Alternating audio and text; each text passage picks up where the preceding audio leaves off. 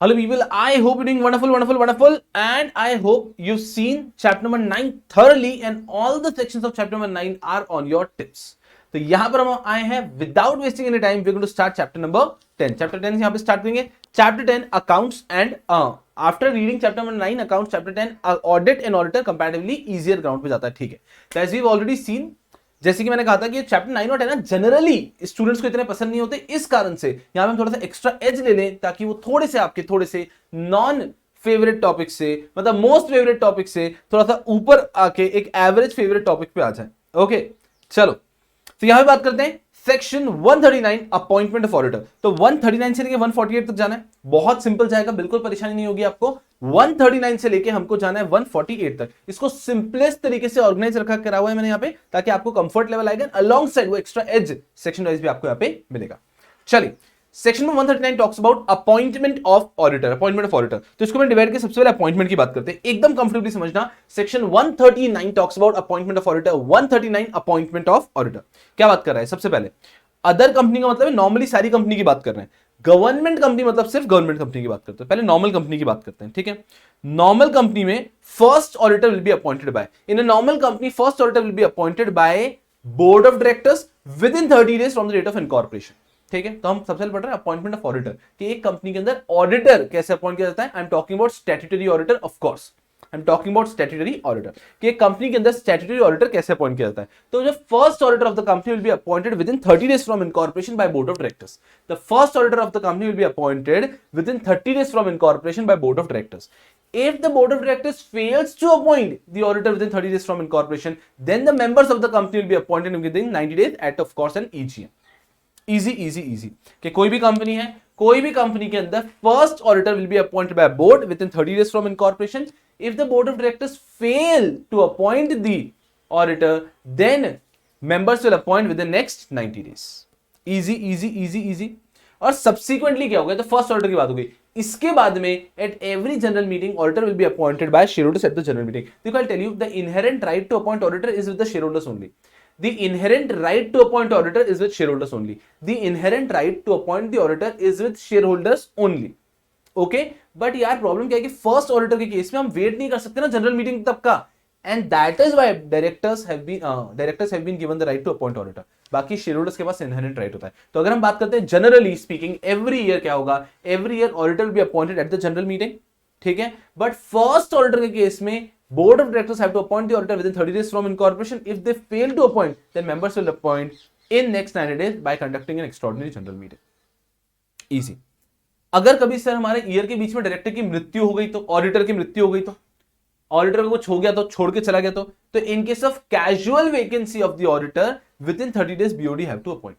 In case of casual vacancy of the auditor within 30 days BOD have to appoint. तो ये normal company की बात हो गई, बहुत आसान है. वापस एक बोलता हूं, अगर एक नॉर्मल कंपनी है और उसकी ऑडिटर की बात करता हूं, फर्स्ट ऑडिटर की बात करता हूं, first auditor will be appoint by board of directors within 30 days. If board of directors fails to appoint, members will appoint in next 90 days. Okay, subsequently every year क्या होगा? Every year auditor will be appointed by the shareholders at the general meeting. Easy. और casual vacancy कि साल के बीच में अगर किसी auditor की मृत्यु हो गई, छोड़ के चला गया, तो क्या होगा? उन सर्कमस्टेंसेस में board will appoint with the next 30 days. Easy. Now the same provisions you should be knowing about a government company as well. यार गवर्नमेंट कंपनी में क्या होगा? समझना ध्यान से, बहुत अच्छे से. CAG, controller and auditor general of India, खुद ऑडिट करता है गवर्नमेंट डिपार्टमेंट्स का, खुद ऑडिट करता है NFRA का, उन सबका ऑडिट खुद करता है. लेकिन गवर्नमेंट कंपनीज का ऑडिट CAG नहीं करेगा. CAG would not audit government companies. CAG appoints an auditor to audit government companies. तो इस चीज का ध्यान रखना है. ठीक है, तो यहां पे understand very carefully. If it are talking about government company, then from incorporation within 60 days CAG will appoint the auditor. First auditor की बात कर रहा हूं, इनकॉर्पोरेशन से 60 डेज के अंदर CAG will appoint the auditor. Incorporation से 60 days के अंदर CAG will appoint the auditor. Okay done. Incorporation से 60 डेज के अंदर CAG ने अपॉइंट किया the auditor. If CAG fails to appoint the auditor within 60 days of incorporation, then board of directors of the company will appoint the auditor within next 30 days. If board of directors also fails to appoint the auditor, then member will appoint the auditor within next 60 days. सुना ध्यान से. देखो BOD को तो 30-30 मिलता है. Government company में पहले 60 मिला CAG को. अगर CAG 60 डेज में अपॉइंट नहीं कर पाए, तो BOD have to appoint within next 30 days. अगर BOD नहीं कर पाए, then members have to appoint in next 60 days. तो it is in normal company 30-90, in normal company 30-90, in government company 60-30-60. तो 60 is for CAG, 30 is for board, अगर board भी fail करता है then members within next 60 days. और sir subsequently every year क्या होगा, appointment bye CAG with in 180 days from the commencement of the financial year. तो financial year शुरू होगा 1 अप्रैल, उसके 180 डेज के अंदर सीएजी अपॉइंट कर देगा कि उस ईयर के फाइनेंशियल स्टेटमेंट्स कौन ऑडिटर ऑडिट करेगा। Okay, so auditor has to be appointed by CAG within 180 days from the commencement of financial year. और सर अगर कैजुअल वैकेंसी हो गई तो उसके अंदर भी यहाँ पर 30+30, पहले 30 दिए CAG को, नहीं तो 30 दिए गए हैं बोर्ड ऑफ डायरेक्टर्स को। आई होप कि ये पूरा चार्ट कंफर्टेबली, मैंने कोशिश की कि स्टार्ट में आपका बहुत सारा कंटेंट समरली तरीके से कवर हो जाए, तो फोकस करना अच्छे से। अपॉइंटमेंट की बात करें तो section number 139 talks about appointment of auditor. Okay, so talking about government company का appointment, we talking about normal company का अपॉइंटमेंट।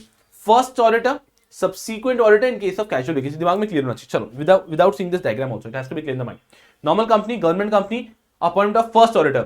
Normal company की अगर मैं बात करता हूं तो 30-90 पहले BOD have to appoint within 30 days. If they fail to appoint then members can appoint within next 90 days. अगर ये गवर्नमेंट कंपनी की बात करता हूं 60-30-60 पहले CAG फिर BOD फिर members।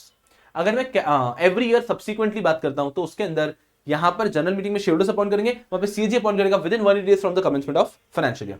और फिर बात करते हैं कैजुअल वैकेंसी में 30 डेज में बीओडी अपॉइंट करेगा, वहां पे 30 डेज में सीएजी अपॉइंट करेगा, नहीं कर पाए तो 30 डेज में बीओडी अपॉइंट करेगा। That is the first point of section 139 appointment of auditor. Second चीज, manner and procedure of selection and appointment. Manner and procedure of selection and appointment कि किस प्रकार से, किस मैनर में auditor would be selected and appointed. कि auditor हमने कह तो दिया कि शेयर होल्डर्स जनरल मीटिंग में अपॉइंट करेंगे, बट वो शेयर होल्डर्स की जनरल मीटिंग तक पहुंचेगा कैसे, किसको अपॉइंट करेंगे। So manner and procedure, so understand what is the procedure. Audit committee will recommend the name to board of directors. Audit committee देखेगी कि कौन कौन व्यक्ति ऑडिटर बन सकते हैं and they will recommend the name to the board of directors कि ये इसको ऑडिटर बना देते हैं कंपनी का। बोर्ड ऑफ डायरेक्टर देखेंगे whether they agree with it or not, whether they agree with the recommendation of audit committee or not. If they agree with the recommendation कि हाँ इसको अपॉइंट कर सकते हैं, then they will forward the name at the general meeting, वहां पे share holders उसे appoint करेंगे अगर शेयर होल्डर्स को ठीक लगता है तो what is the simple routine. Audit committee recommend करती है name to the share holders to the board of directors. Board of directors अगर अग्री करते हैं तो वो शेयर होल्डर्स को दे देते हैं, शेयर होल्डर्स को अपॉइंट करता है। ये इजी कोर्स हो गया। अब इसमें डिफिकल्टी क्या हो सकती है, कभी कभी ऑडिट कमेटी ने जो नाम रिकमेंड किया है बोर्ड को, बोर्ड उससे अग्री ही नहीं करते तो रेफर बैक कर देते कि नहीं किसी और का नाम भेजो, किसी और का नाम भेजो। और अगर एंड तक भी बोर्ड ऑफ डायरेक्टर्स सेटिस्फाइड ही नहीं है ऑडिट कमेटी की रिकमेंडेशन से तो बोर्ड ऑफ डायरेक्टर्स खुद का रिकमेंडेशन भेज देते हैं टू द जनरल मीटिंग। ठीक है, so board of directors have a upper hand. Second, कुछ ऐसी कंपनीज में ऑडिट कमेटी बनाना ही मैंडेटरी नहीं है। There are various companies in India जिन पे ऑडिट कमेटी अप्लाई नहीं होती है, तो अभी बोर्ड ऑफ डायरेक्टर्स खुद ही नाम सजेस्ट करते हैं eight the general meeting. Okay, now audit committee जब नाम सजेस्ट करता है तो वो किन ग्राउंड्स को ध्यान में रखते हुए सजेस्ट करता है, दो चीजों को ध्यान में रखते हुए decide the auditor. First, qualification experience of the auditor कि जो ऑडिटर को अपॉइंट करते हैं उसका क्वालिफिकेशन एक्सपीरियंस कैसा है। So qualification experience of the auditor. And second, pending proceedings against the auditor कि इस ऑडिटर के अगेंस्ट कोई यार फ्रॉड वगैरह के कोई प्रोसीडिंग पेंडिंग है क्या। ये दो चीजों को ध्यान में रखते हुए, इन दो चीजों को ध्यान में रखते हुए नाम रिकमेंड किया जाता है। तो the procedure of selection and appointment is very easy. Audit committee recommends the name considering those two areas.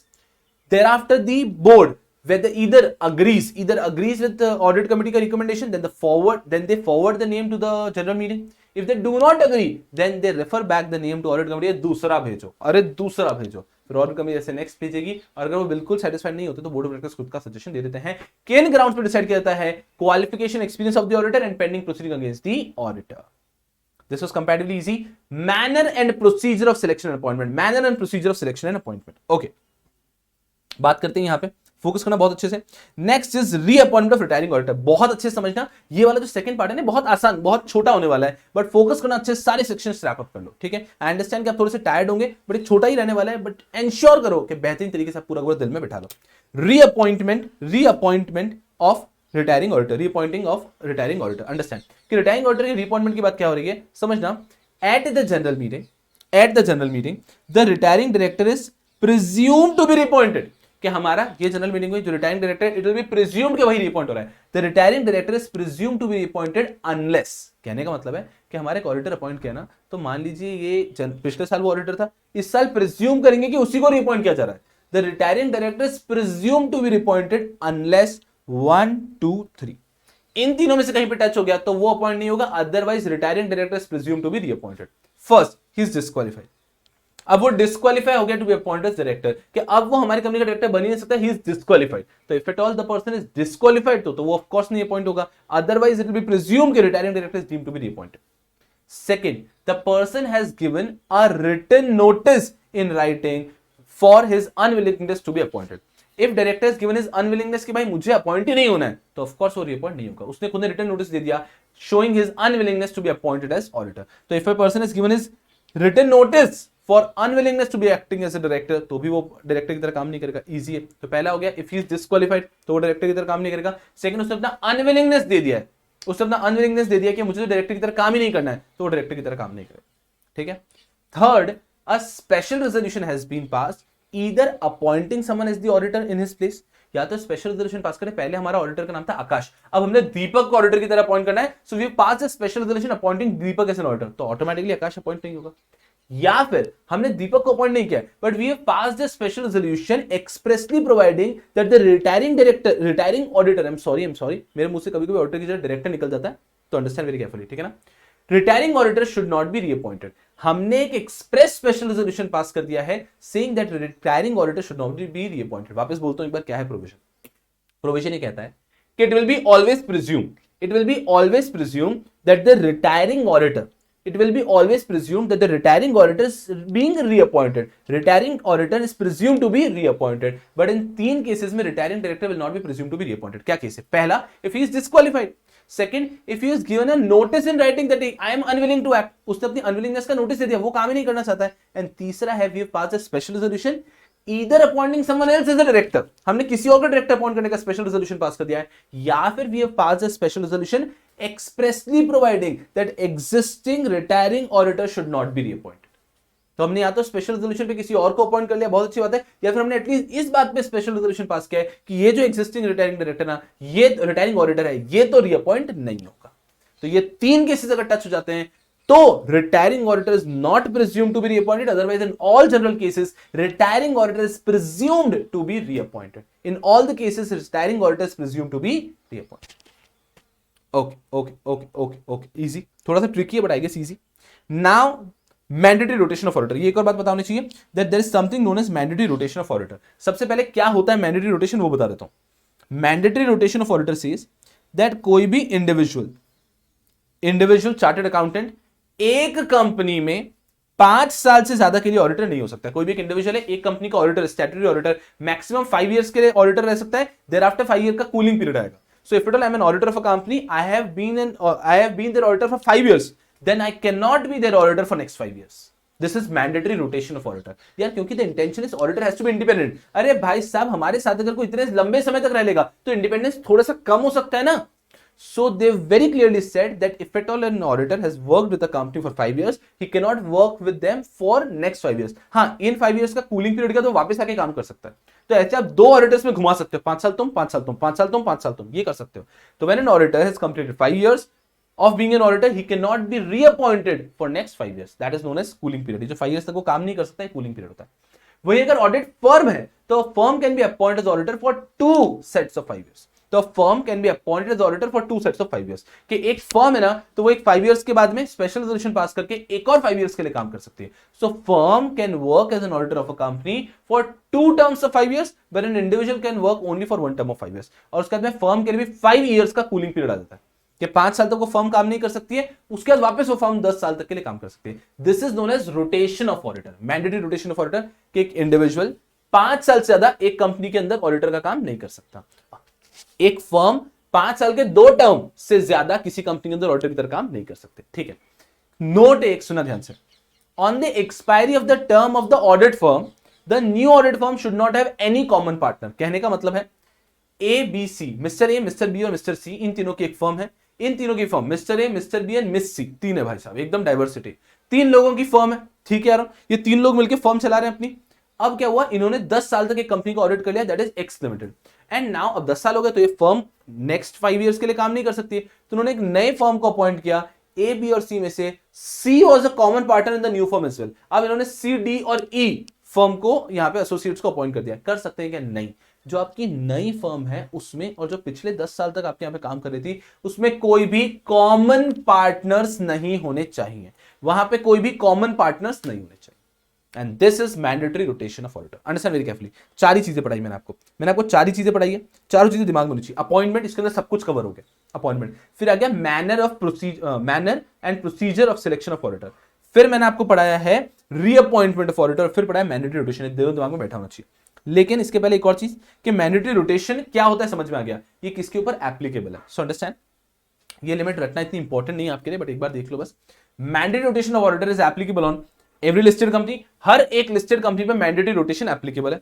Then या फिर और every unlisted public company having paid up capital of 10 crore और मोर, और every private company having paid up capital of 20 crore or more, और every other company, बड़ी public और private, having borrowing of 50 crore or more।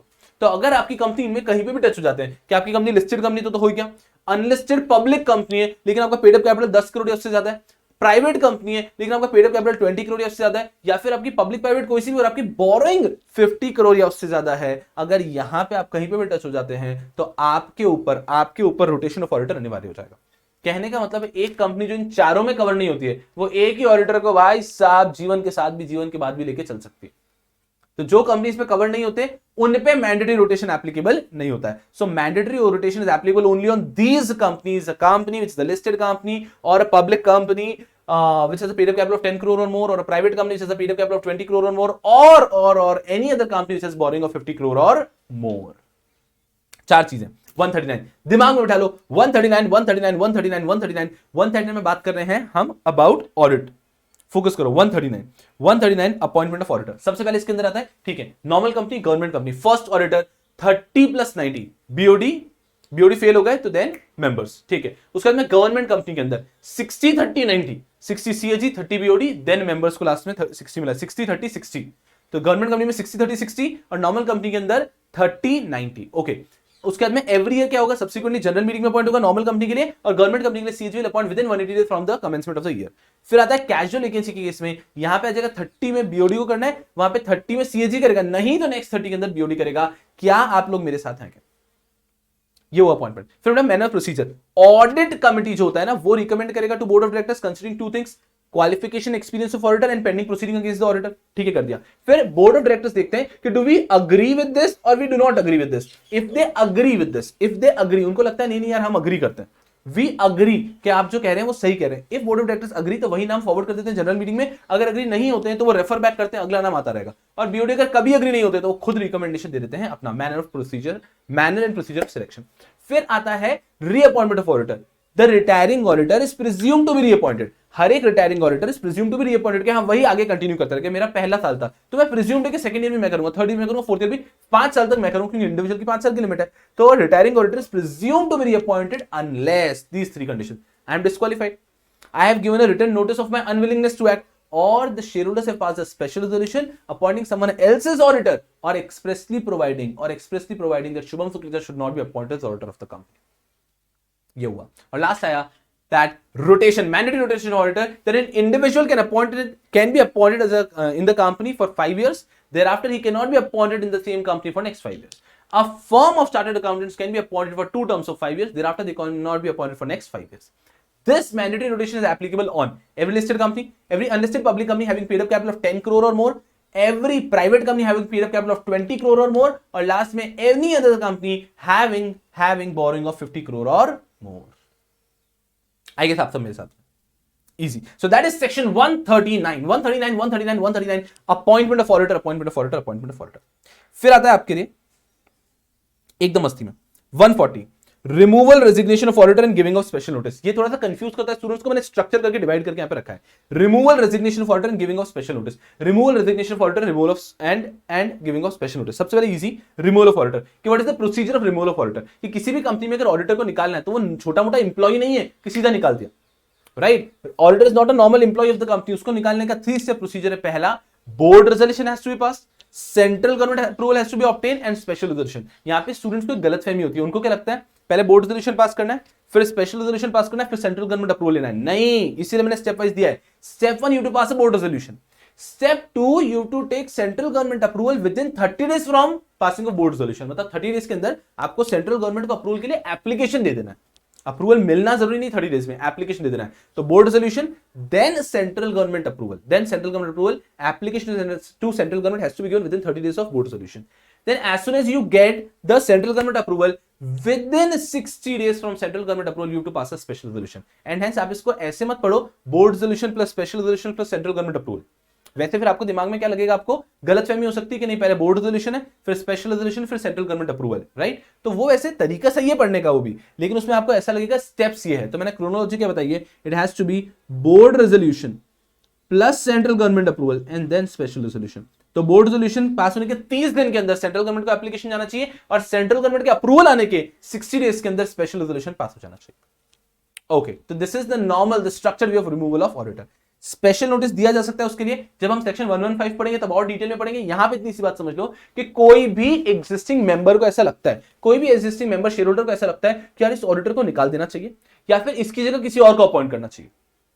If any shareholder feels that Shubham Sukhlicha is the auditor of the company, if any shareholder feels that Akash should be appointed as the auditor of the company instead of Shubham Sukhlicha, or any shareholder simply wants to say that Shubham Sukhlicha not to be appointed as auditor, so for that they can give a special notice to the company. Okay, any shareholder can give a special notice to the company. Any मतलब जो 115 में qualify होते हैं can give special notice to the company for appointing some person as auditor other than the retiring auditor or expressly providing the retiring auditor shall not be reappointed.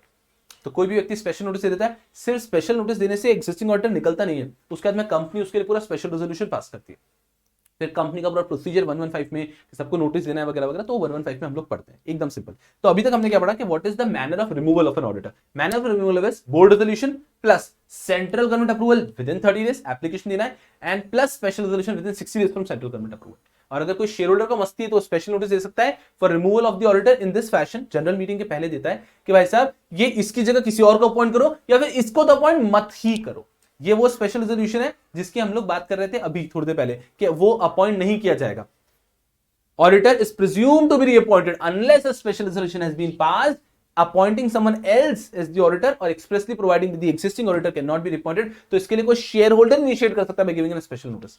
Special notice की importance ये यार कि normally notice company member को देती है, but special notice दो cases में right देता है कि मेंबर कंपनी को नोटिस देगा। फर्स्ट इज दिस फैशन कि आप ऑडिटर को निकालना चाहते हैं या फिर अगर आप डायरेक्टर को भी निकालना चाहते हैं तो आप स्पेशल नोटिस दे सकते हैं 115 में। तो 115 के टाइम पे पढ़ाऊंगा मैं। चलो फिर आता है removal of auditor bye tribunal in case of fraud. ये ध्यान रखना, ट्रिब्यूनल तभी इंटरफेयर करता है जब कुछ फ्रॉडुलेंट एक्टिविटी हो रही है। सिर्फ वो अच्छे से काम नहीं करे इसके लिए ट्रिब्यूनल नहीं आता, उसके लिए तो आप अपने प्रोसीजर से करो ना, by board resolution, central government approval and special resolution. Tribunal interfere करता है इन केस ऑफ फ्रॉड। ये कैसे होता है, ट्रिब्यूनल इधर सुओ मोटो, उसको लगता है भाई साहब कोई ना कुछ यहाँ पे गलती चल रही है, इधर सुओ मोटो, और on application from central government, generally ऐसा होता है सेंट्रल गवर्नमेंट एप्लीकेशन होता है, और on application of any person concern. Tribunal suo motu खुद से, और an application by central government और an application of any person can order removal of auditor, can order to remove the auditor, की order करते हैं कि remove करो auditor को। ठीक है, जनरली ये वाला केस होता है कि सेंट्रल गवर्नमेंट से एप्लीकेशन आती है और वो ऑर्डर कर देते हैं टू रिमूव द ऑडिटर। इस केस में note 1, if application is by central government then tribunal to pass the order within 15 days। अगर सेंट्रल गवर्नमेंट का एप्लीकेशन है तो ट्रिब्यूनल को 15 दिन के अंदर ऑर्डर पास कर देना है। अगर सेंट्रल गवर्नमेंट का एप्लीकेशन है, ट्रिब्यूनल 15 दिन में ऑर्डर पास करता है, ठीक है, उसके बाद में सेंट्रल गवर्नमेंट दूसरा ऑर्डर भी अपॉइंट करता है। अगर सेंट्रल गवर्नमेंट के एप्लीकेशन पे ट्रिब्यूनल किसी ऑडिटर को निकालता है तो सेंट्रल गवर्नमेंट ही उस ऑडिटर की जगह दूसरे ऑडिटर को भी अपॉइंट करता है। ठीक है, अभी मैं क्या पढ़ा रहा हूं आपको, removal of auditor bye tribunal, removal of auditor bye tribunal. So tribunal auditor को रिमूव करने का ऑर्डर पास कर सकता है इधर सुओ मोटो और on application of central government और on application of any person concern. Okay brilliant. अगर सेंट्रल गवर्नमेंट का एप्लीकेशन है तो ट्रिब्यूनल को 15 दिन के अंदर ऑर्डर पास करना मैंडेटरी है, किसी और का है तो ट्रिब्यूनल अपना समय ले सकता है।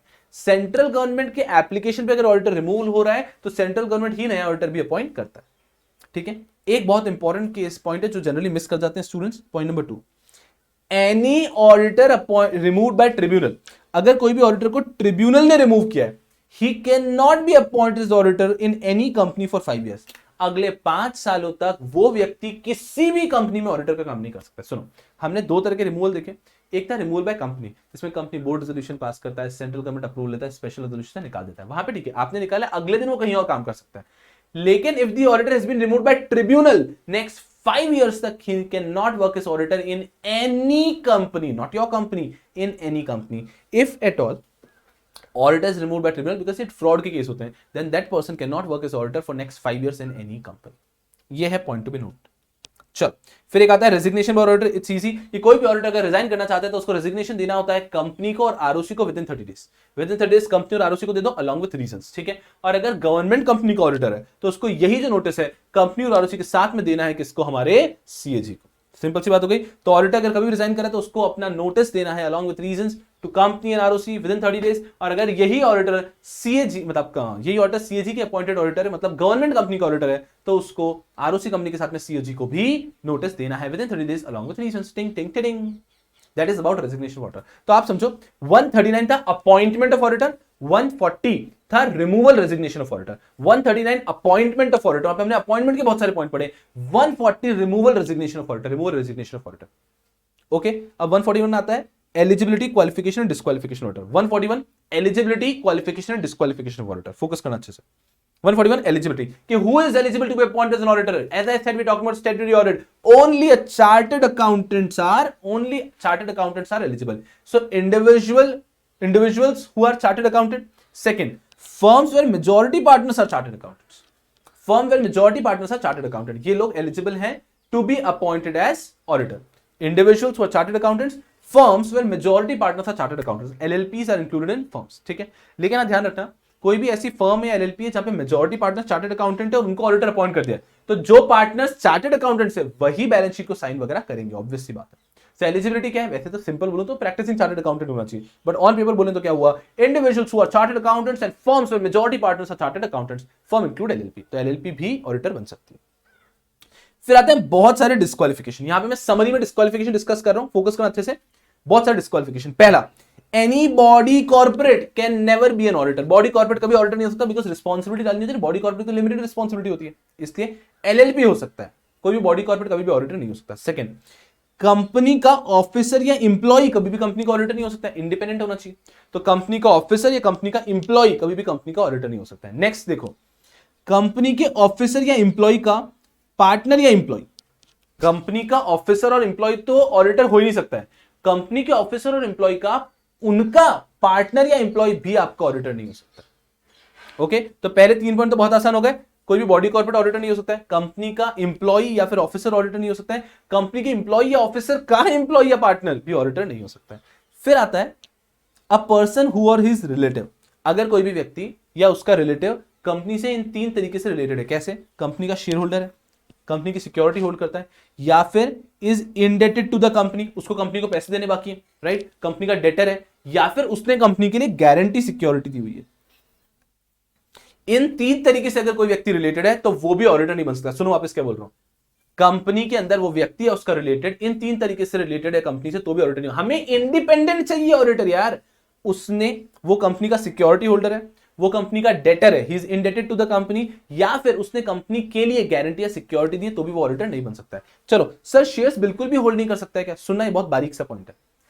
एक व्यक्ति ने अगर थोड़े से भी शेयर्स होल्ड कर रखे हैं तो आपकी कंपनी का ऑडिटर नहीं हो सकता। एक व्यक्ति ने अगर थोड़े से भी शेयर्स होल्ड कर रखे हैं तो आपकी कंपनी का ऑडिटर नहीं हो सकता। लेकिन रिलेटिव्स ने अगर थोड़े से होल्ड कर रखे हैं तो अलाउड है। Relatives are allowed to hold shares up to face value 1 lakh rupees. Relatives can hold up to face value 1 lakh rupees. तो वो व्यक्ति खुद तो 1 पैसे के भी शेयर्स नहीं ले सकता, उसके सारे रिलेटिव्स मिलके अगर 1 लाख तक के शेयर्स होल्ड कर रखे तो वो व्यक्ति फिर भी ऑडिटर की तरह अपॉइंट हो सकता है। पहला। दूसरा, इंडेटेडनेस। यहां पे if that person along with his relative is indebted for more than 5 lakh rupees, if that person, यहां पे उसका खुद का भी indebtedness डेटर होगा तो चलेगा। यहां पे सिक्योरिटी होल्डर में तो 1 पैसे की भी सिक्योरिटी होल्ड नहीं करना चाहिए। यहां पे क्या है, वो और उसके रिलेटिव मिला के अगर 5 लाख तक के इंडेटेडनेस है तो चलेगा। अगर 5 लाख तक के वो डेटर है, वो उसके रिलेटिव सब मिला के तो एक्सेप्टेबल लिमिट में है, तो ये ऑडिटर अपॉइंट हो सकता है।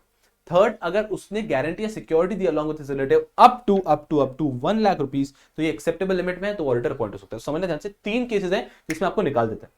आप या आपके रिलेटिव अगर सिक्योरिटी होल्डर है, आप या आपके रिलेटिव अगर indebted to the company debtor है, आप या आपके रिलेटिव ने अगर गारंटी सिक्योरिटी दी है कंपनी को, तो आप इंडिपेंडेंट नहीं है। ठीक है, सर सिक्योरिटी में क्या लिमिट है? ऑडिटर का तो 1 पैसे की भी सिक्योरिटी नहीं होनी चाहिए और रिलेटिव की 1 लाख फेस वैल्यू तक चलेगी। इंडेटेडनेस में ऑडिटर और रिलेटिव मिलके 5 लाख तक के डेटर हैं तो चलेगा। थर्ड, गारंटी में ऑडिटर रिलेटिव मिला के अगर 1 लाख तक की गारंटी सिक्योरिटी दे रखी है तो एक्सेप्टेबल लिमिट में। ओके, तो ये है disqualification of auditor. Next, any person of firm which has business relationship with the company, हमारे साथ अगर किसी का बिजनेस रिलेशनशिप, हमारा क्रेडिटर वगैरह हो गया, बिजनेस रिलेशनशिप है, तो वो भी हमारे ऑडिटर अपॉइंट नहीं हो सकते। Any person whose relative is director KMP in the company, company के डायरेक्टर और केएमपी का कोई रिलेटिव, कंपनी के डायरेक्टर और केएमपी का कोई रिलेटिव भी ऑडिटर नहीं बन सकता। और any person who is in full time employment, कोई एक व्यक्ति जो कहीं पे भी फुल टाइम एम्प्लॉयमेंट, वो ऑडिटर नहीं बन। भाई ऑडिटर आपका पार्ट टाइम जॉब नहीं हो सकता है, तो if any person is in full time employment somewhere else, तो वो ऑडिटर नहीं बन सकता, कहीं भी होगा नहीं हो सकता। और auditor of more than 20 companies, एक लिमिट होती है ना ऑडिट करने की, तो अगर उसको भी आप एक्सीड करते हो तो भी आप हमारे ऑडिटर अपॉइंट नहीं हो सकते। अ पर्सन कन्विक्टेड फॉर फ्रॉड, एक व्यक्ति जो फ्रॉड के लिए कन्विक्ट हुआ है वो अगले 10 साल तक ऑडिटर की तरह काम नहीं कर सकता है। तो अगर मैं आज फ्रॉड के लिए कन्विक्ट हुआ तो 10 साल बाद में ऑडिटर बन सकता हूं, 10 साल तक के लिए नहीं। So a person convicted for fraud and 10 years have not yet elapsed, a person convicted for fraud and 10 years have not yet elapsed. And last barred by 144 पढ़ाऊंगा मैं आपको भी।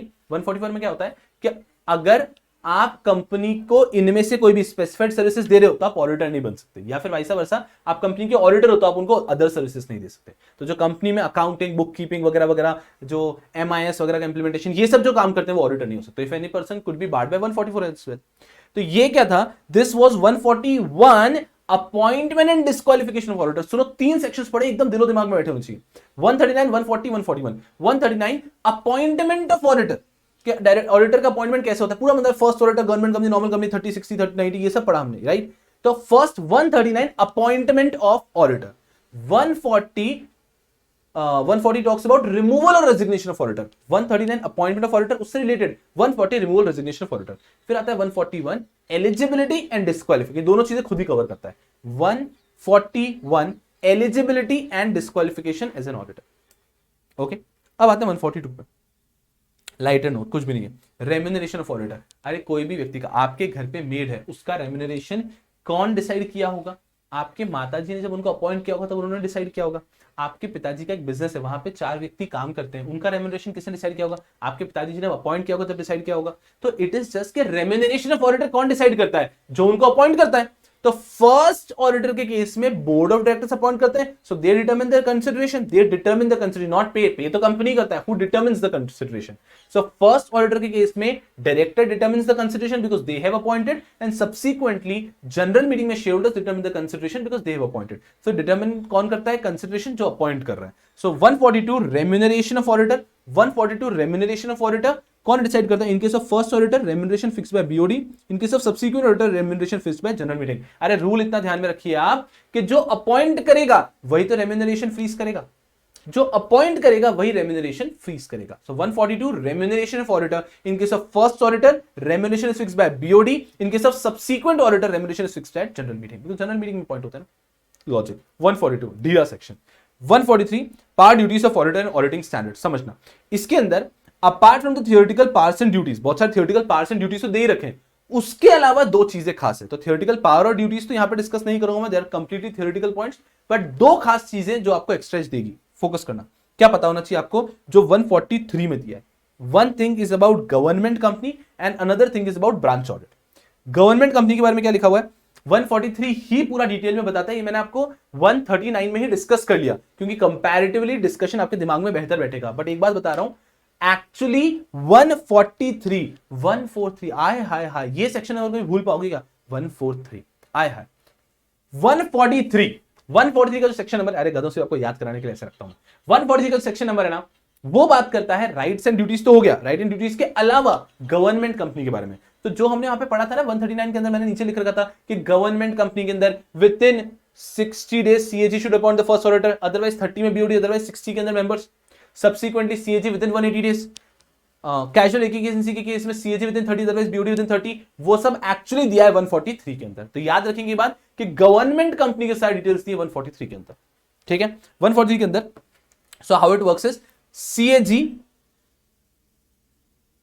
Appoints the auditor for a government company, ये auditor CAG appoints the auditor for a government company. Okay, ये auditor ने जैसे ही audit complete किया, he gives the audit report to CAG okay easy. तो CAG appoints the auditor for a government company. जैसे audit होता है, this auditor gives the audit report to CAG. CAG उस ऑडिट रिपोर्ट को देखता है और सीएजी को लगता है कि नहीं यार और बेहतर तरीके, गवर्नमेंट कंपनीज में फ्रॉड की पॉसिबिलिटी ज्यादा होती है as compare to normal company, तो उन्हें लगता है कि नहीं यार ये तो अच्छे से नहीं हुआ, एक और सप्लीमेंट्री ऑडिट ऑर्डर करना होगा। तो यहां पर CAG can even order supplementary audit within 60 days from receipt of audit report. कि सीएजी को ऑडिट रिपोर्ट आया, सीएजी को लगता है कि नहीं यार यहाँ पे इनफ नहीं है, CAG can order supplementary. Supplementary समझते हैं, मैं जिम जाता हूं तो मैं मेरे नॉर्मल फूड के साथ में कुछ सप्लीमेंट खाता हूं, एनीथिंग एक्स्ट्रा, एनीथिंग एक्स्ट्रा। हम एग्जाम में आंसर लिखते हैं, हम 2 सप्लीमेंट लेके ऐड करते हैं, एनीथिंग एक्स्ट्रा, राइट। तो सप्लीमेंट्री ऑडिट मतलब एग्जिस्टिंग ऑडिट के बाद में we want to order another audit, that is supplementary audit. तो सीएजी को अगर लगता है कि इस गवर्नमेंट कंपनी की एक और ऑडिट होनी चाहिए तो सीएजी सप्लीमेंट्री ऑडिट दे सकता है। वहां पे सीएजी ऑर्डर्स पास कर सकता है किन किन एरियाज में ज्यादा चेक करना। तो एकदम सिंपल, गवर्नमेंट कंपनी का audit is entirely covered under section 143। भले उसका नाम है power and duties of auditor, but आपको ध्यान रखना है गवर्नमेंट कंपनी और ब्रांच ऑडिट के बारे में इसी सेक्शन में दिया गया है 143। द नेम जो है ना, द नेम इज नॉट मतलब does not cover this aspect. तो power and duties of auditor is the name, but यहाँ पे गवर्नमेंट कंपनी के सारी डिटेल्स यहीं पर है। तो गवर्नमेंट कंपनी की सब चीजें पहले से आपको पता है कि first audit is appointed by CAG with in 60, और if CAG fails BOD with in 30, if they also fail, then members within 60. Subsequently every year CAG appoint within 180 days from the beginning of the financial year, from the commencement of financial year. और अगर कभी भी casual vacancy होता है CAG within 30, otherwise BOD within 30. I hope मेरे साथ में आप कोप अप कर पा रहे हो, राइट। उसके बाद में अगर मैं बात करता हूं, ये हो गया। यहां पे हमने क्या पढ़ा कि भाई सीएजी को जैसी ऑडिट रिपोर्ट मिलती है, CAG has the power to order supplementary audit within 60 days, supplementary audit within 60 days of receipt of the audit report order कर सकता है। That is about government company.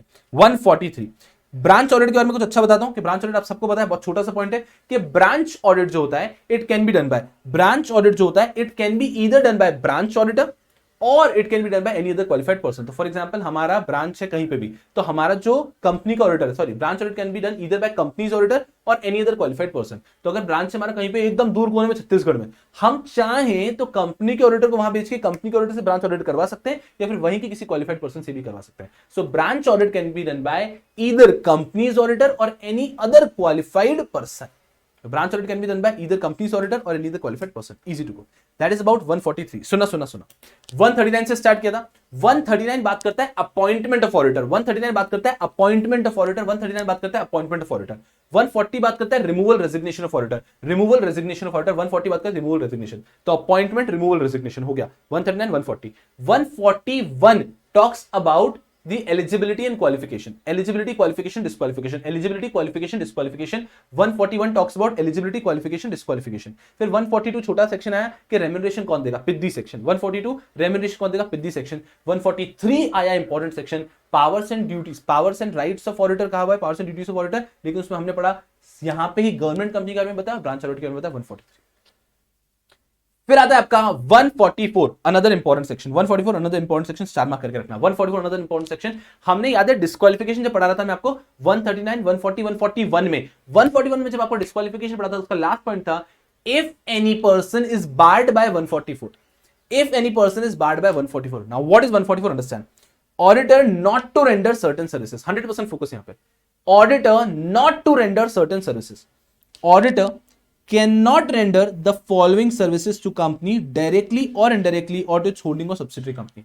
Director cannot render the following services to company directly or indirectly or to its holding or subsidiary company. सुना, disqualification में जहां मैंने company के ऊपर ऐसा स्टार मार्क लगाया था, डिस्क्वालिफिकेशन आप पढ़ोगे नोट से, उसका मतलब है company includes holding company, subsidiary company and sister concern, as in common holding वाला, वो सब कवर होता है वहां पे।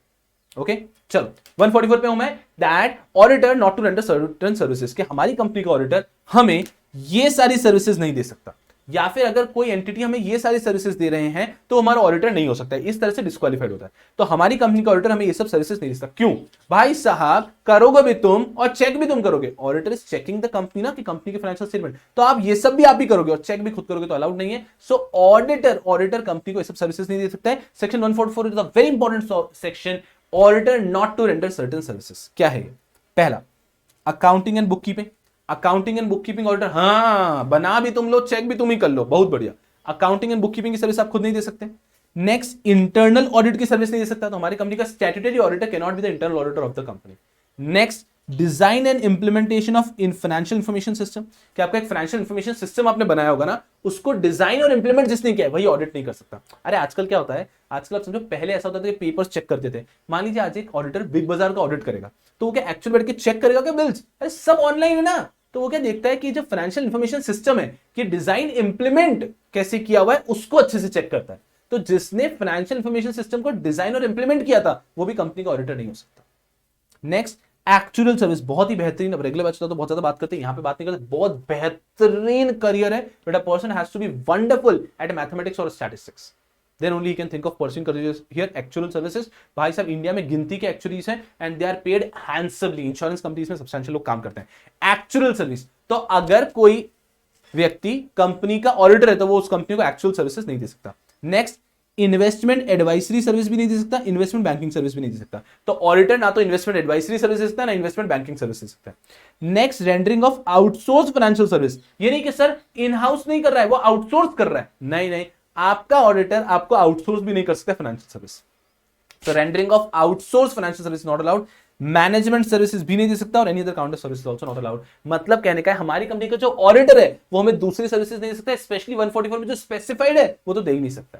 सो 144 talks about specified services which auditor can not give. Sir देखो क्या लिखा है, auditor not to render certain services. Section 144 talks about auditor not to render certain services. ये एग्जामिनर का एक फेवरेट एरिया रहता है, तो याद रखो section 144 talks about auditor not to render certain services, auditor not to render certain services 144। एक बार वापस बात करते हैं। 139 appointment of auditor, 140 removal resignation of auditor, 141 eligibility qualification, 142 पिद्दी रेम्यूनरेशन, 143 वैसे तो नाम है power and right of auditor, लेकिन उसके अंदर हमने देखा गवर्नमेंट कंपनी का पॉइंट और उसके बाद में ब्रांच ऑडिट का पॉइंट। 144 यहां पे देखा auditor not to render certain services, auditor not to render certain services, auditor not to render certain services. अति सुंदर। फिर आते हैं हम वापस 146 पिद्दू सेक्शन पे। Auditor to attend general meeting, auditor है सुनो ना, ऑडिटर जनरल मीटिंग अटेंड कर लेना। गधों पिद्दी सा सेक्शन है कि कोई भी ऑडिटर है तो उसको जनरल मीटिंग अटेंड करनी होगी, ईदर हिमसेल्फ और थ्रू एन ऑथराइज्ड रिप्रेजेंटेटिव। एक बात ध्यान रखना, अगर ऑडिटर खुद अटेंड नहीं कर रहा और ऑथराइज्ड रिप्रेजेंटेटिव को भेज रहा है, that authorised representative should also be qualified to be an auditor.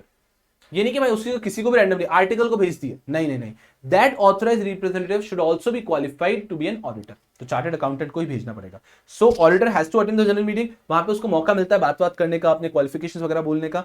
So auditor to attend general meeting, auditor has to attend general meeting either himself or through an authorized representative, but that authorized representative has to be a qualified auditor, has to be qualified to be an auditor. 146 auditor to attend general meeting, पिद्दी sections आ गए। Auditor to attend general meeting.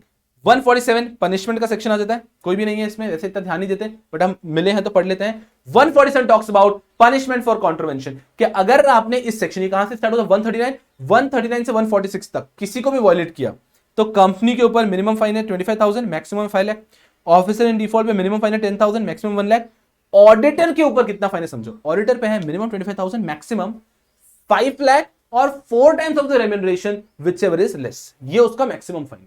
तो auditor का minimum fine हो जाएगा 25,000, maximum हो जाएगा 5 लाख और 4 times of the remuneration whichever is less.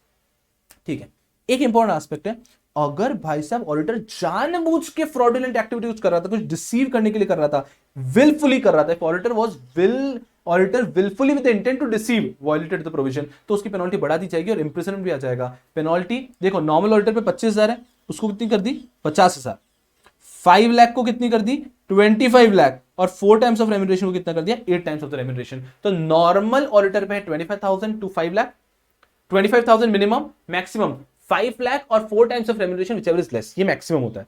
अगर आपने विलफुली कर रहे थे तो रुको, 25,000 को करो 50,000 डबल, मिनिमम 5 लाख की जगह करो 25 लाख, 4 टाइम्स ऑफ रेम्यूनरेशन की जगह 8 टाइम्स ऑफ रेम्यूनरेशन, तो उनके ऊपर ये हो जाता है मिनिमम पेनल्टी हो गई है 50,000 to maximum could be 25 lakh और 8 times of remuneration whichever is lower, and imprisonment हो सकता है उनको up to 1 year. I always say repeatedly कि I really do not expect any student को बैठ के रेक्टिफाई करे पेनल्टीज को, बट एग्जाम के डर में आपको करना पड़ता है, बाकी लाइफ में करियर में कुछ काम करनी है पेनल्टीज वगैरह, ठीक है। बट आपको वही कि हम मोहताज है एग्जाम के मार्क्स के, तो इसलिए आपको पनिशमेंट पढ़ना पड़ता है। तो इजी पनिशमेंट कि कंपनी में कितना 25,000 टू 5 लाख, ऑफिसर डिफॉल्ट पे 10,000 टू 1 लाख, ऑडिटर पे नॉर्मल फाइन है भाई साहब तो 25,000 से लेके मैक्सिमम हो सकता है 5 लाख और 4 times of remuneration which ever is less. ये हो गया हाईएस्ट का अमाउंट और ये हो गया हमारा मिनिमम फाइन। ठीक है, अब आता है अगर लेकिन विलफुली इसने डिसीव करने के लिए किया है तो जो मिनिमम 25,000 था उसको 50,000 कर दिया और मैक्सिमम फाइन कितना हो सकता है उसकी लिमिट में चेंज कर दिया। भाई साहब जो ऊपर दे रखा था 5 लाख उसको कर दिया 25 लाख, 4 टाइम्स ऑफ रेम्यूनरेशन कर दिया 8 टाइम्स ऑफ रेम्यूनरेशन। इन दोनों को कंपेयर करेंगे, whichever is less this could be the maximum remuneration and he can even be imprisoned for 1 year. He can even be imprisoned for 1 year. इसके बाद आता है last section 148 that is about cost audit. पिछले series का last आता है 138 that is about internal audit. इसका last आता है 148 that is about cost audit. Understand very carefully. Section 148 central government to specify cost audit. Central government to specify cost audit, यहां पे क्या होता है central government can specify certain class of companies. Central government can specify certain class of companies जिनको cost record maintain करने और जिनको cost record audit करने। आपका जरा बुक्स ऑफ अकाउंट्स के अंदर मैंने पहले पढ़ाया था जब मैं आपको फाइनेंशियल स्टेटमेंट्स पढ़ा रहा था। सो सेक्शन नंबर 129 उसके अंदर मैं 128 books of accounts 129 financial statement कि जिन कंपनीज को कॉस्ट रिकॉर्ड मेंटेन करने they are also part of the financial statement. Okay, generally लोगों को पता नहीं, जनरली लोग क्या पढ़ते हैं कि financial statement comprise of these books of accounts I am sorry books of accounts 128 129 से पढ़ा था। बुक्स ऑफ अकाउंट्स के अंदर जनरली लोग क्या पढ़ते हैं कि money received and expended, assets and liabilities, the sale and purchase, बस ये होता है। नहीं, जिन कंपनीज को कॉस्ट रिकॉर्ड मेंटेन करने वो उनके भी बुक्स ऑफ अकाउंट्स का पार्ट आता है। चलो 148 talks about central government to specify cost audit. 148 isolated में आपको 148 about cost audit, 148 about cost audit. तो central government specifies certain class of companies that they have to undergo their cost audit by a cost auditor. So central government order करता है company को, steps लिखूंगा easy जाएगा। Order करता है company को, company appoint करती है cost accountant, cost and management account is cost auditor. वो ऑडिट करता है और वो आपको कॉस्ट ऑडिट रिपोर्ट देता है कंपनी को। कंपनी को एक कॉस्ट ऑडिट रिपोर्ट फॉरवर्ड करनी होती है सेंट्रल गवर्नमेंट को विद इन 30 डेज। जैसे ही कंपनी को कॉस्ट ऑडिट रिपोर्ट मिली, कंपनी को ये वापस से लेनी थी सेंट्रल, बिकॉज सेंट्रल गवर्नमेंट के ऑर्डर पे किया है ना आपने।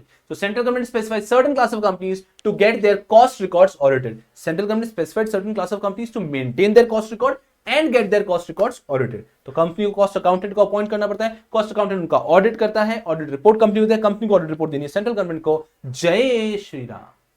दिस इज अबाउट 148 के पहले 147 पनिशमेंट के पहले एक पिद्दू सा सेक्शन है 146 that is auditor to attend general meeting. उसके पहले 145 भी एक पिद्दू सेक्शन है, auditor to sign audit report. तो 145 146 पिद्दू section, auditor to sign audit report, auditor to attend general meeting. उसके पहले 144 very important section that auditor can not give certain services, right, auditor not to render certain services. 144 143 power and duties of auditor, लेकिन उसके अंदर हमने खास कर पढ़ा government company branch audit का पॉइंट 143। उसके बाद में 142 एक और पिद्दू सेक्शन है रेम्यूनरेशन, 3 पिद्दू सेक्शन है। उसके बाद में 141, तो 139 140 149 तो इंपॉर्टेंट है। 139 अपॉइंटमेंट ऑफ ऑडिटर, 140 रिमूवल और resignation of auditor, 141 eligibility and disqualification auditor. क्या तुम्हें याद है, क्या तुम्हें याद है? देखो इधर मैं आपको कह रहा हूं, आपको बिना बिना बिना किसी मेमोरी टेक्निक के पहले याद होना चाहिए, फिर मेमोरी टेक्निक का खेल अलग आएगा, बट ये तो आपको खुद से हो जाना चाहिए, फोकस करना अच्छे से। सबसे पहला 139 appointment of auditor, 140 removal of auditor, 141 eligibility disqualification. ये तो बैक टू बैक आ रहे हैं ना इंपॉर्टेंट वाले, तो ये तीनों साथ में रहेंगे ऑफ कोर्स, ठीक है। 139 appointment of auditor, 140 removal of auditor, ये तो of course vice versa type हो गया ना, अपॉइंटमेंट रिमूवल, और फिर एलिजिबिलिटी एंड डिस्क्वालिफिकेशन, ये अपने आप में खेल रहे हैं। तो ये तीनों सबसे पहले 139 140 141।